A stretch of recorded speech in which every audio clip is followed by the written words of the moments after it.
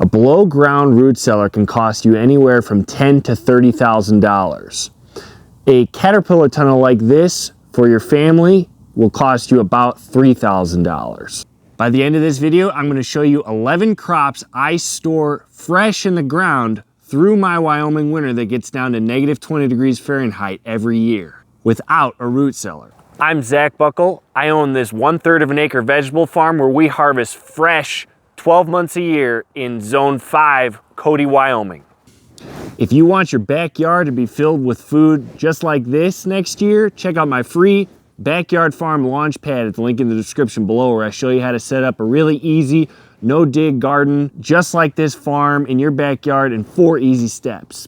If you want to grow your own food next year and you want to learn from me, we're going to be offering 5 daily deals the week of Black Friday. All the details are going to be in the description below, and if you grab my free Backyard Farm Launchpad, you'll be notified about the 5 daily deals. So go ahead and grab that free Backyard Farm Launchpad and get in on those deals, because they're the best deals we're ever gonna offer, especially on my gardening course, which is gonna go up in price to $599 on November 30th. It's currently at $279. So if you get in on our email list, you'll get access to all those deals.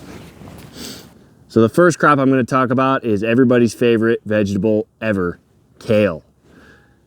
Actually, it is close to my favorite. I'm being a little sarcastic because I know a lot of people don't like kale, but kale is not only a bomb-proof vegetable to grow in your summer garden, it is a bomb-proof winter vegetable, and it only tastes better the colder it gets.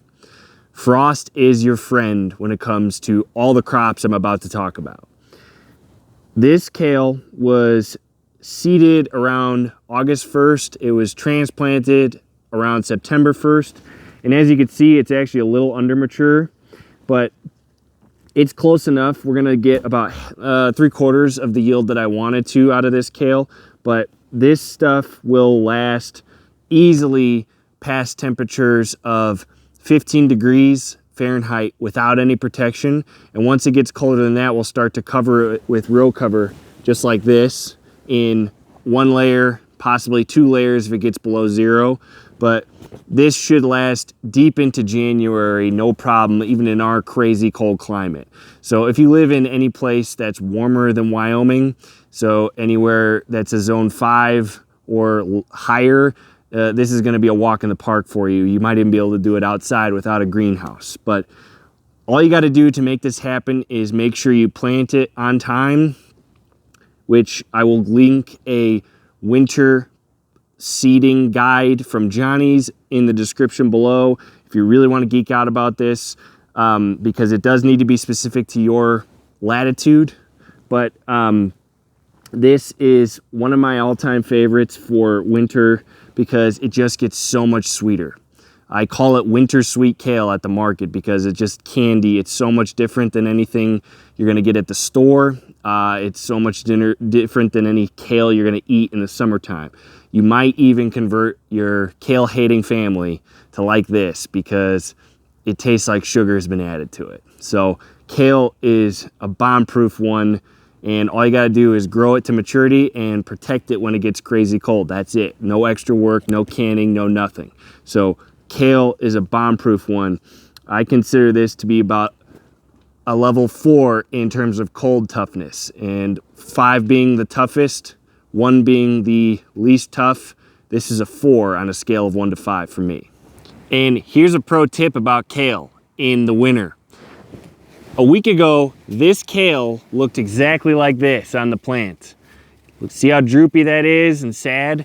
Now you might think that this kale is done and useless, but it's not. We still have probably 50 bunches of kale right behind me that's just in the field, and all I have to do is harvest it off the plant, bunch it up like this, and it will look droopy. And then if you stick this in, you stick the stems in a big glass of water overnight, it will turn into this. The water will go all the way back up into the leaves, and it'll look way better than anything you're gonna get at the store. So if you think your kale season is over and your kale looks like this, not true. Just gotta soak it in water for a while and it'll look gorgeous just like this. We've had temperatures down to 15 degrees Fahrenheit already here in Wyoming, which is pretty normal. So having things last deep outside sometimes doesn't work very well. We've had way warmer Novembers than this. This one's been a kind of average winter or November for us, but you don't have to freak out if your kale looks like this, basically. You just need to soak it in water and it'll look gorgeous. Because I don't know about you, but this looks phenomenal. This sells really well for me at the market. Anything that's at the store from California right now looks like crap compared to this. So just because your stuff looks ugly in the ground after it's been deeply frosted does not mean it's over for it. You just need to soak it in water most of the time. This goes for a lot of different vegetables. It's not just kale. In general, if you cut the stem end off and soak it in water, it's gonna perk up and look beautiful. And if you have kale like this in January, I think you're gonna be really happy. A lot happier than if you were just eating carrots that were 3 months old and starting to sprout in your root cellar. So I'm a big fan of eating everything as fresh as possible, and this is one way to do it. All right. So if any of you have gardened before, you probably have an idea what I'm talking about next. Carrots. Carrots are one of my all-time favorite vegetables on the farm because we grow them and harvest them close to year-round. We're still not quite there yet, but this is the best time of year for carrots because they just get candy sweet. Every vegetable I talk about in this video will get sweeter, but none of them get as sweet as carrots. And they are bomb-proof. I have had carrots in this greenhouse survive negative 30 degrees Fahrenheit with no added heat. All we did was add 2 to 3 layers of row cover, which is that white fabric I showed you in the beginning. And they survived. Now, they weren't perfect after negative 30, but I would say they were edible and sellable. We still sold them.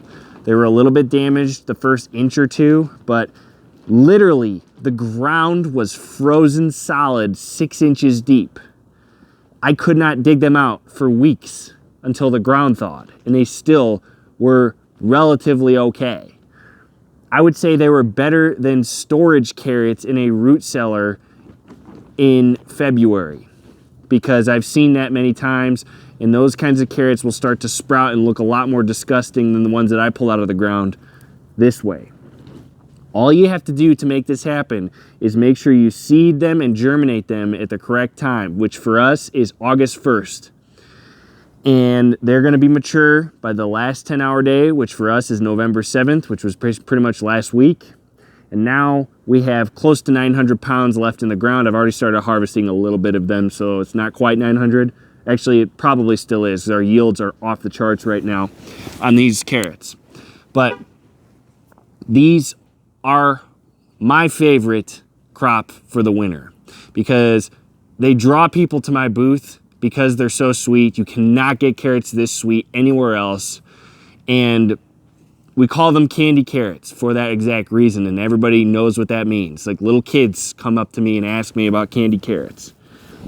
And it's not like it's a whole lot different for me to grow them than it would be for you to do it. All you got to do is plant them and grow them exactly like you do in the summertime and make sure your timing is right.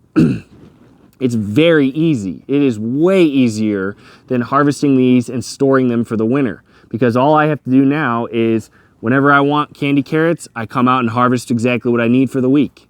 And you could do the same thing if you have a greenhouse like this. So carrots are my all-time favorite because they just store phenomenally in the ground. I call these a level 5 in terms of cold toughness. They, like I said, we've had them survive negative 30 degrees Fahrenheit. The only other things that really survived that well were spinach and claytonia, which I'm going to talk about later. Everything else was pretty much done for after that. And these things are just totally fine because the ground insulates them. You know, the tops are going to get pretty rough, but who cares? You're not eating the tops. I know a lot of people like to talk about making carrot top pesto and stuff, but I've never tried that, and I don't think that sounds very good. You know, this kind of harvesting is supposed to be fun. It's not supposed to be like miserable and a chore. But I think once you taste this result, you're gonna see what I mean here, and you're gonna really look forward to this every year. So every year, when I seed these and I see perfect germination, my morale just goes way up because I know that my winter is gonna look a lot brighter than it did a couple weeks ago. Now, germinating them in August is tricky. You gotta really pay attention to it for 9 to 10 days. And I have other videos on how to germinate carrots that you should watch. But if you know if you're good at germinating carrots, this is a really easy thing to do because it's much easier than growing tomatoes and stuff like that, you know? So it's a real big game changer. Carrots are my all-time favorite and my customer's all-time favorite winter crop that doesn't require a root cellar. Grow them in the ground, just protect them. Way less work than storing them in a root cellar. It's really hard for me to say what my favorite is. I've probably said that almost everything in this video is my favorite. But this is really up there. And this is called miner's lettuce or Claytonia. And we have a beautiful crop of it this year, way better than my crop last year. I think I talked about it last year on this channel, but didn't look this good because the soil wasn't very good in here yet. And this is the only crop that I grow that is actually native to Wyoming, meaning that it does grow in the mountains around here. I've had ranchers come to my booth and recognize this. All sorts of people who are born and raised in Wyoming know what this plant is because it grows in the creeks in the mountains around here.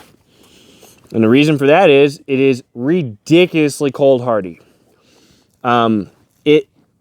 Last year it survived -30 and it was totally fine like a week after. I could totally have harvested it. It didn't get damaged at all, basically. The crop itself was really bad, but that was because of the soil.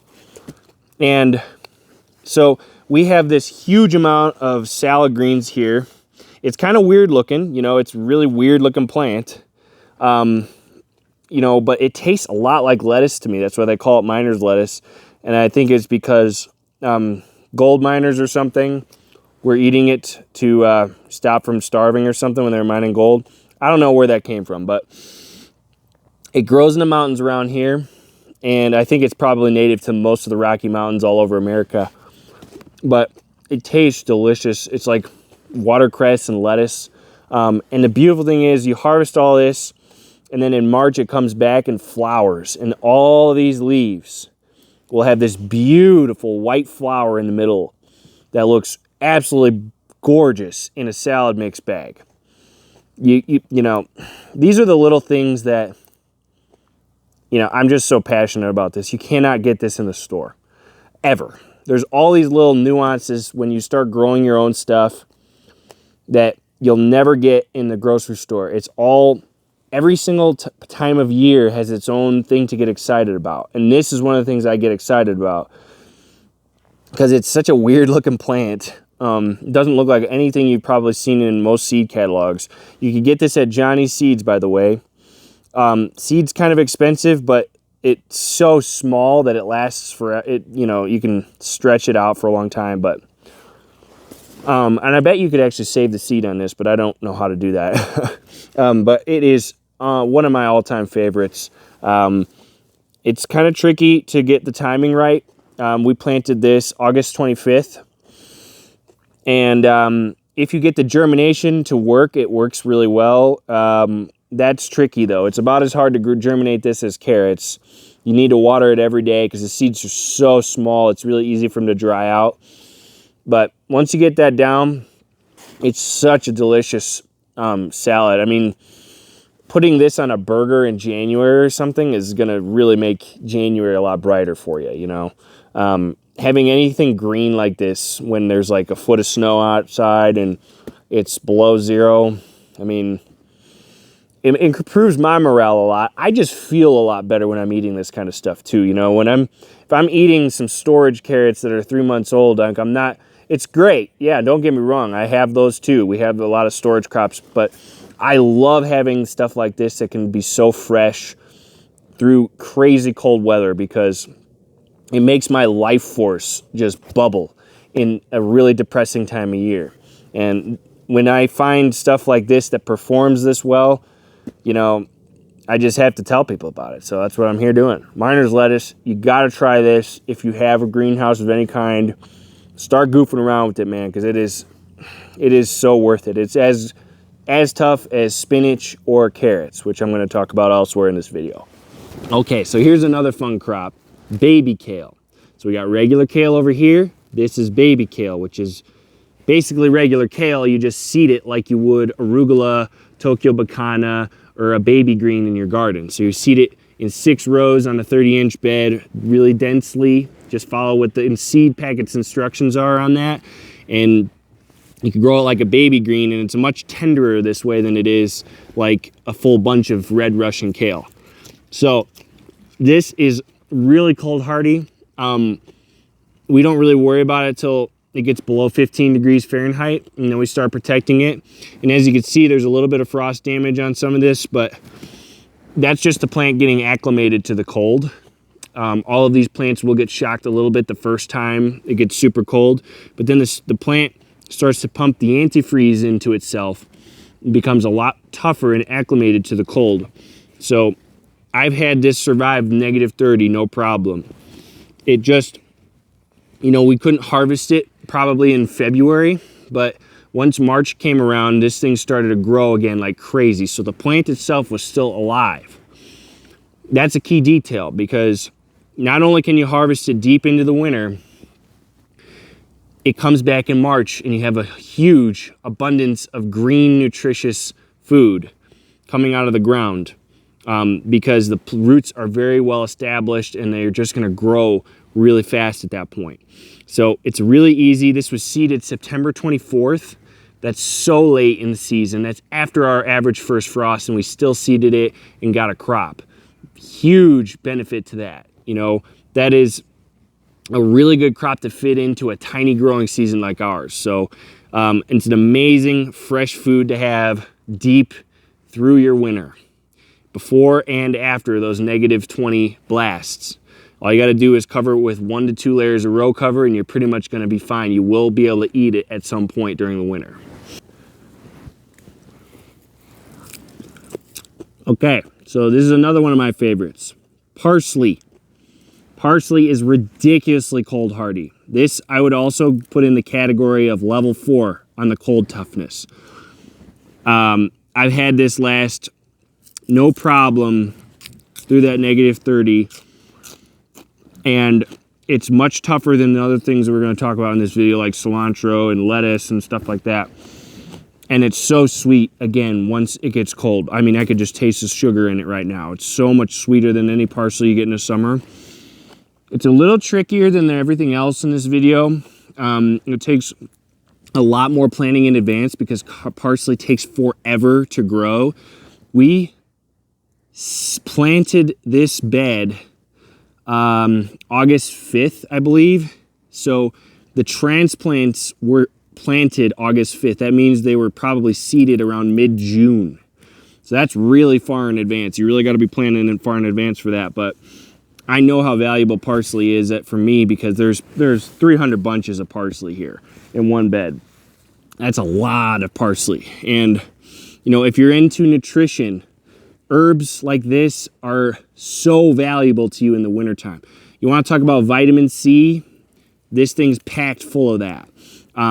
You know, the nutritional value to parsley in January, fresh like this, I don't know how you could put it into words. I'm not a nutritionist, but I do know that herbs fresh in the wintertime are so valuable. So this is such a cool winter crop. It's super tough.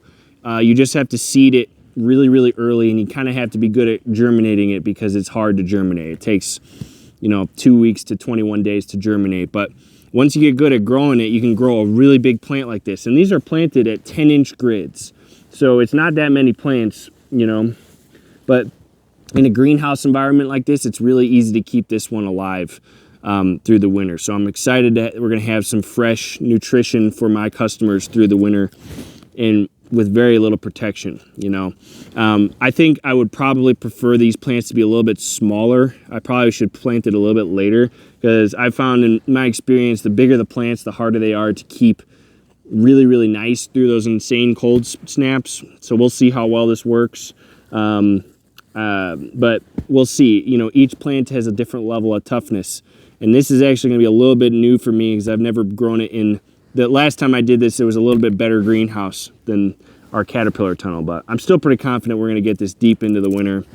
And we'll just have to see. But parsley's a real game changer for the winter also. All right, so here's another one of my favorites. And I've already talked about this a couple times on my channel, but it's worth talking about it again because of how valuable it is. Tokyo Bekana and mustard greens.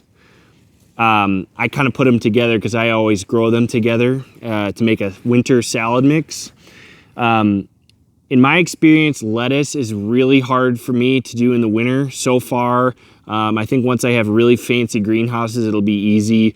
But in a real simple structure, lettuce is not very cold hardy at all. So I grow this instead, and it tastes kind of like lettuce. I believe it's some kind of cabbage relative. It tastes kind of like Napa cabbage. And mustard green tastes like mustard. And, you know, it's a nice combo. You know, like the bland flavor of this goes with the spice of this pretty well. Way tougher than lettuce. The fastest crop on earth. Well, okay, maybe not exactly the fastest, but it's the fastest crop that I grow in the ground. This is ready in 18 days. And I'm not kidding about that. This is still getting almost too big. It's still growing. And it's November 17th today. It's still growing. That's incredible. Nothing grows like that. And I've found over the years that I got to plant it later and later because I don't want it to get too big. There's problems with it when it gets too big. But I've already harvested over there and it's already regrowing. It's just crazy. And it's, you know, and there's nothing special about it. You just got to buy the seed and plant it and make sure grasshoppers don't eat it like that. That's weird. I haven't had many grasshopper problems this year, but they're here now. But this is super tough. I think usually I do lose it when it's -30 though. So I kind of look at it as a late fall, early winter crop. It doesn't quite last too well through that cold and regrow into March. So that's a little bit of a bummer about it. So usually we'll get it into like mid-January or something, and then once it gets -20, it's done. No matter how well I protect it, without extra heat, it's not gonna last too long. But that's still way better than lettuce. So I mean, I'd still rather have this into January than I would, you know, trying to do lettuce and just losing it to all sorts of problems. So this is an amazing winter crop. It's one of my favorites. It tastes really good. I think it tastes better than lettuce. It's not quite as pretty necessarily, but you know, again, it's one of those crops that I could just fit into the very last minute of my growing season. I'm sure I planted this September 25th and then into like August or October 8th. That's incredibly late. You know, that's because it's so fast. You know, you could grow tomatoes up until October 8th, pull them out, and then plant this, and you still got another crop. I mean, that's a lot of value. You know, from a business perspective, that's a huge deal for me, but also from a gardening food production perspective, that's huge. So, you know, I would you rather have, would you like to have fresh salad into January? I think I would, you know. So the option is basically not having any salad. So this is a really valuable crop. Gotta try it. Tokyo Bekana, you could get it at Johnny's True Leaf Market, I think. It's a really delicious salad green for the winter, and it's very, very cold hardy. I think this would probably be fine. You know, it does fine at like 15 degrees. We protect it and keep it going until around January, but I try to harvest a lot of it before mid-January just because I know it just doesn't do super well. The root structure does die when it's that cold, and that's a problem because almost everything else I talk about in this video will survive and regrow into March, but this one, in my experience, not so much.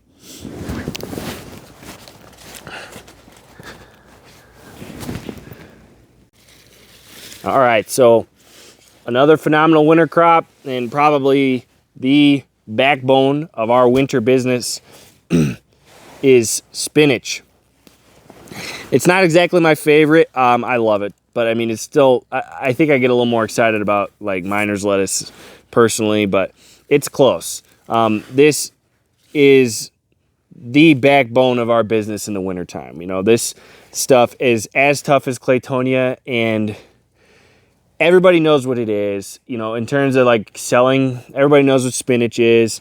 You don't have to explain it, whereas miner's lettuce takes a little bit of selling. It's kind of weird to people, but this stuff lasts through -30, sails through it, no problem. You can harvest it right away. Once the ground thaws a little bit, it's fine.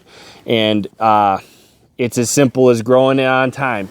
All of this stuff is as simple as just growing it on time. There's no extra work involved other than just covering it with a blanket once in a while when it's crazy cold. So this spinach was seeded September 7th in this greenhouse. We had some of it that was transplanted, but we basically seeded it September 7th. And we've got 100 feet of it here. Actually, we've got 300 feet of it, actually probably 400 feet on the farm. I can't even remember off the top of my head. It's a lot. We have a lot of spinach because we sell a lot of it through the winter. And it just gets so sweet, just like everything else I'm talking about. The sweetness is something you can never buy in the store. And it's huge nutrition too, you know. You want to talk about iron and vitamin C and all that good stuff. You're not going to get as much nutrition out of storage crops through the winter, you know. That's why I keep talking about storage crops and thinking of this as like a root cellar replacement, because you're not going to get anything like this in a root cellar. None of this stuff is going to come out of a root cellar. Freshness, not going to get that way. And to me, this whole concept I'm talking about is way better than a root cellar because it's fresh food and stored food. You know, the carrots are kind of stored food. And way cheaper, you know. So it's just a game changer. So spinach is a number 5 on the cold toughness. You know, it's fine through -30 basically. All you gotta do is protect it just like everything else. And you know, you got plenty of spinach for your salads, your burgers, your spanakopita, you know, whatever you want to do with it all winter. So spinach, real easy, not much more to say, just grow it. So, talked about this crop a lot on the channel because we grow it a lot. Green onions. And it's just as simple as everything else. We seed this on around the first week in August. So the same time we're seeding those winter carrots, we're seeding this, only we usually seed it in a plant cell in our nursery. We're not putting this directly in the ground, but the whole idea is the same. We just grow it to maturity by our last 10-hour day, November 7th. And they get to be about this, which is like Sharpie marker thickness. And that's kind of what I want. And they're pretty tough. We don't usually push it too much past January. These don't do as well in -20 degrees Fahrenheit. The reason for that is they're so far off the ground. When you get that cold, the heat that radiates from the ground when it warms up during the day, during the sun like this, just doesn't cut it anymore. And the plants are just gonna really have trouble. So the crop is basically a late winter or a late fall, early winter crop, and we harvest it all. Once I see a lot of below zero in the forecast, I pretty much just harvest the whole thing and call it a day. But you know, I like having stuff fresh in December up till Christmas. So it's a great crop. You grow a truckload of it in a small space. That's why we grow it all the time in the summer. You know, we probably have at least 100 more bunches here, just in this bed here. So you can grow a lot of this in a very small space. There's another benefit there. And it grows pretty fast, you know, a lot faster than regular onions. So green onions are a great one to add to your winter arsenal. So this is one that I love to eat. I've been obsessed with putting it on sandwiches ever since I've been selling it to a restaurant that does that, and they just make phenomenal sandwiches. And it's arugula. Talk about this a lot on the channel too. And it's a pretty decent little winter crop. More of the late fall. This one's not super tough, but again, just having fresh stuff in November, December, you really can't complain. And this is really easy. You know, you just do the same thing as you do with Tokyo Bekana or baby kale or mustard greens. You just seed it around the last week in September for us. And it's a really fast crop. It's a 21-day crop, and it grows. This one I think we got a little bit late. Should be a little bigger, but I'm not complaining. But you just seed it on time, grow it, and it's good till about 20 degrees or so Fahrenheit. So I'd put this as a pretty low on the crop toughness. This is like a 3. It's not that tough, but it doesn't usually survive -20 very well, or -30. Sometimes it will grow, but it will bolt usually in the March time, which means it's not really worth it. So it's not the toughest, but it's a nice crop to have this time of year, and it's super easy. That's the main thing. You know, we had tomatoes in this bed right before, so pulled the tomatoes out, seeded arugula like the next day. We had tomatoes. Actually, yeah, I think we seeded this October 8th. I can't remember off the top of my head, but it was right around the last week of September, first week in October, we seeded this, and it's still pretty good. It might even still be growing just a little bit. So it's a great last minute crop to throw in the ground at pretty much any time of year. And last but not least, we have bok choy and cilantro. And I'm putting these at the end because these are the least tough of all the crops I've mentioned so far. And they're in a much more special greenhouse than everything else I've mentioned. So, you know, this is a fancy greenhouse with insulated roof and polycarbonate end walls, and it's technically a climate battery. We're pumping air 6 feet underground that warms up the ground during the day, releases the heat at night. So this is a much more protected environment than you're probably going to have. But even in a greenhouse like we talked about, in a caterpillar tunnel like we talked about, you could still push this into November, no problem. So bok choy is a great winter, spring, fall crop in general. We seeded both of these crops we planted both of them in the ground September 16th. We seeded them about August 16th in our nursery. And it worked pretty well. There's still some problems. The bok choy is still not completely up and mature, but most of that's just because we have a really bad nursery setup. And bok choy likes to have some heat to grow well. Cilantro, not so much. This is really, really good. Cilantro is looking spectacular. And in this environment, we'll get 2 cuts of cilantro, I'm sure. Bok choy, we'll harvest all of this before Christmas pretty soon. Pretty much in like a couple weeks, this will all be gone. But it could take some frost, you know, about 25 degrees. We have bok choy in the unprotected high tunnel that will last till then, and it's not a big deal that way. But the main idea is, again, you just grow it to maturity by November 7th, and you protect it as long as you can. And when it's too cold, you rip it all out and you're done. And, you know, this is a nice way to still kind of stretch that season into November, Christmas time. So that's really what I'm talking about in this whole video, is stretching that fall harvest season as deep into the winter as possible and straight through the winter in a lot of cases. And then in March, everything grows back. Almost everything I talked about in this video. And you just have an abundance of greenery in March. I mean, how many of your neighbors have that? You know, even in a unprotected caterpillar tunnel that's pretty cheap to buy, like I talked about in the beginning of this video, all that stuff is possible. So, you know, again, in terms of nutrition, cilantro is really up there. And bok choy is always great for stir fry, you know, and this is really, really nice stuff. A lot of these crops actually grow better in the cold too. You know, summertime is a lot harder for me to grow bok choy. You do have some aphid issues. We have some aphids here. A lot of the brassicas get aphid pressure really bad in the fall. But if you grow healthy plants, a lot of times the aphids don't have a chance to really sink their teeth in there And these are mostly pretty healthy. They're still growing too, so.